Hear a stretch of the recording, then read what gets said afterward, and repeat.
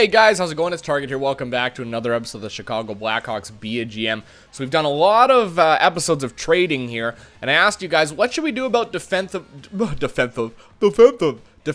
depth? We don't really have any top prospects. So some of you guys want me to go after Hampus Lindholm after seeing his potential, and his shot already is actually really good. So let's take a look at it and realistically assess what we can do here, okay? Where's Lindholm? Where did I miss him? There he is, Hampus Lindholm. So he does have pretty good potential. We would have to give up a guy like Nick Ritchie to get him from the looks of it. But he would give us, you know, immediate help at this point in time. And there's no saying that Nick Ritchie will ever make the NHL. He probably will. Give him maybe 2 more years and he'll be there. But he's okay, you know, he's not the best option.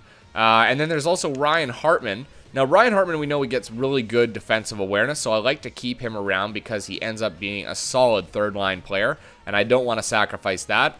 Teuvo Teravainen, he's a 4 Yellow Star centerman, a playmaker. He is a good possibility of being a career player in the AHL if he doesn't get any better. Teravainen would be a good option to trade, but it doesn't look like that deal would go through if we threw just Teravainen there. Because we do have good 2 potential players. I like to have that offensive potential. Because in terms of, if you look at our defensive potential, hold on. All right, we don't have much, and I'll show you that right now.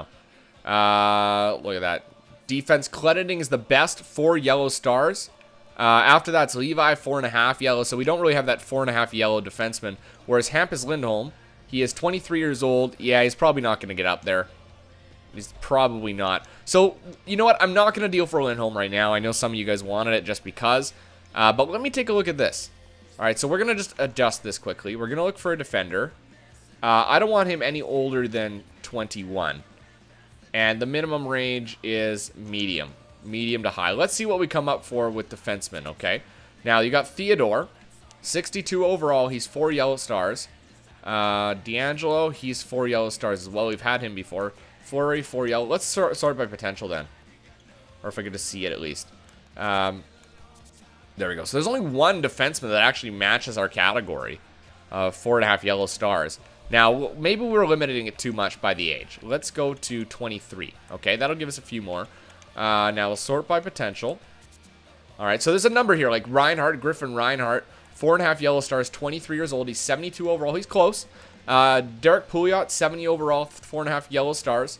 And then Hampus Lindholm, he's 23 as well, you know, so he's already there. In terms of value, I'd rather go for a Lindholm than a Reinhardt or Pouliot.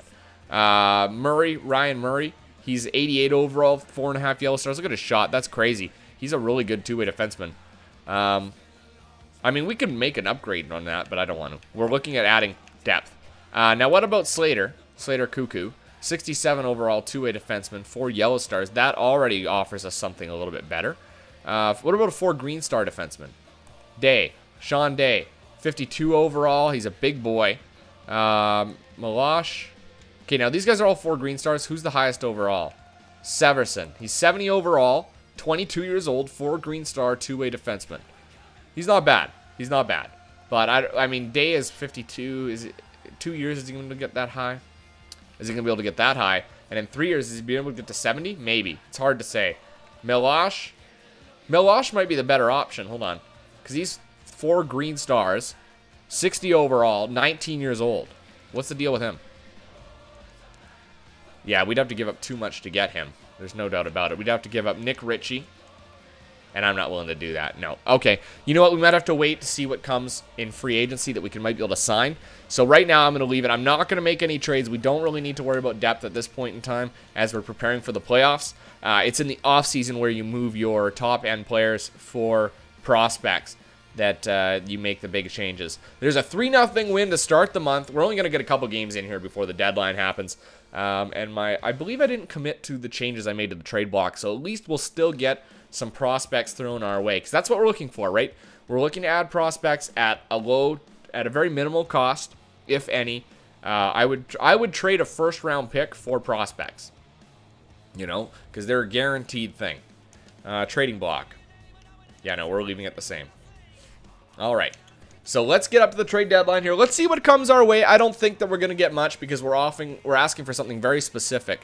Let's go to trade negotiations. Let's see what comes up. All right, so we only got a few phones here. Is it 3? 3 or 4? I didn't check. So nothing in the first one.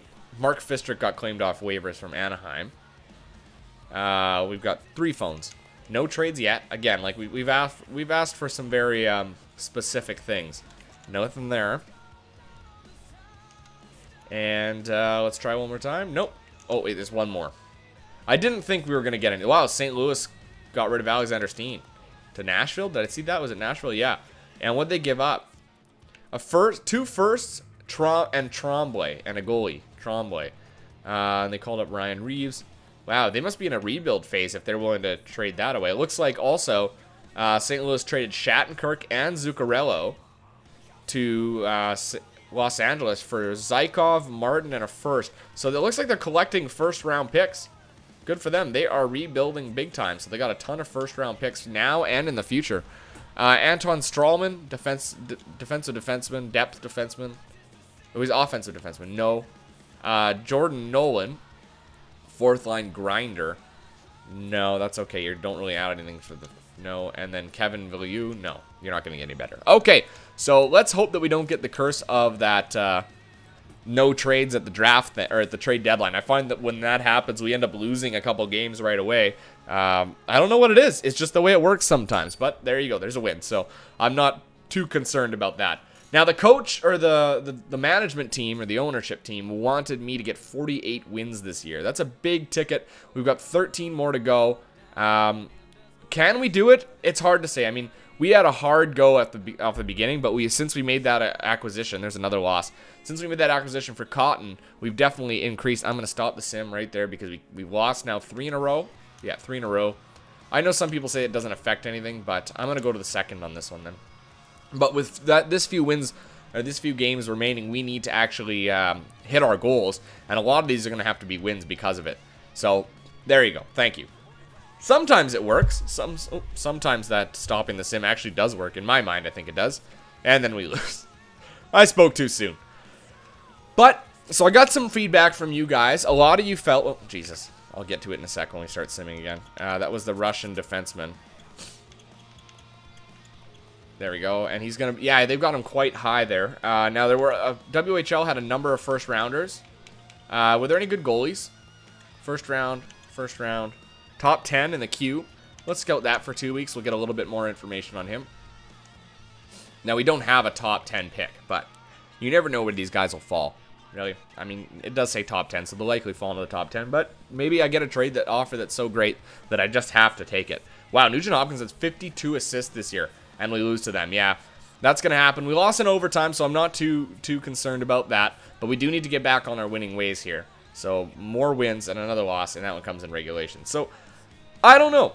It's an interesting year. We only are 11 wins away now from that 48 win mark that they wanted. I don't think we're going to get it. If I take a quick look here, we've got 1, 2, 3, 4, 5, 6, 7, 8, 9, 10 more. So we're not going to get there. We would have to run the gamut here, and we are just going to sim up to here. And we'll see what happens. We need to win every single game just to get to 47. So I doubt it. We're not going to happen, but I doubt we're going to win 10 even. So I'd be happy with 45 wins. If we can get 8 of these lose only 2 in the last 10, well, there's one right there, and it's a big one to Montreal. That's brutal. But what was I saying? Wow, we lost to St. Louis, and they suck. They suck this year. What was I talking about? Oh, yeah, your guys' opinions on the team. And a lot of you felt that long-term, definitely going to be a benefit. You thought that maybe at some points we might struggle defensively because we got rid of Keith. And I agree with you. We probably are going to struggle a little bit defensively. But we kind of knew that coming into it. You know, we kind of knew that that was going to happen. Oh, wow, there you go. Okay. Forwards. Two top 10s in the OHL, 2 top 10s in the WA. We haven't scouted them and only got tons of first rounders, so we'll go there for a little bit. What was I saying? Yeah, a lot of you thought we might struggle at points because of our defense. Now, that's something we might be able to address in free agency because we'll have so much cap space. Maybe there's a guy we could get for 2 to 3 years, whether he's a veteran or a young player, who knows. We might be able to add somebody to the system that is reliable, that would want $9 million a year. Now, those guys don't come up very often, but they do every now and then show their faces. So if we do get that opportunity, we will go after them because we do have that cap space after getting rid of Keith. We have the ability to move it. We've picked up a couple prospects, guys that don't make much money, and it's allowed us to have a little bit more wiggle. Wow, we lost to St. Louis again. I don't know how they have our number this year. We don't have many games left. I said 45 wins, I'd be happy, but we're not going to get there. There's another loss. That one comes in OT. But so we're getting points, I guess. You know, that's a good one. That's a good point about this, I guess. We're at 93 points right now. Odds are we're going to clinch a playoff spot. I don't see any issues here. Considering how, oh, geez, another loss in overtime, or in regulation. And finally against Winnipeg, and we win that one 3-1. All right, so it's time for the year end. Let's take a look. Goals against average, not up there. Save percentage, not up there. We kind of knew that because Cotton didn't have a great year over there with Anaheim. But that's okay. Points, look at that. Tays had a point per game. Druin was not far off. This is a low point getting game or year. Galchenyuk finishes with the number one, 99 points for him. Good for Galchenyuk. I would say Tays had a great year. Druin had a great year. I'm not disappointed with that at all. Goals, Tays is in fourth.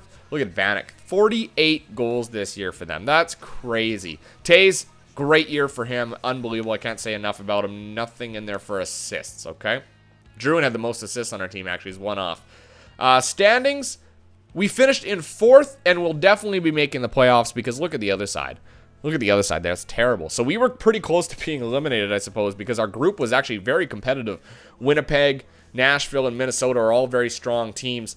We ended up just edged out by them. But we will be in the playoffs. I mean, we're going to actually end up displacing Anaheim.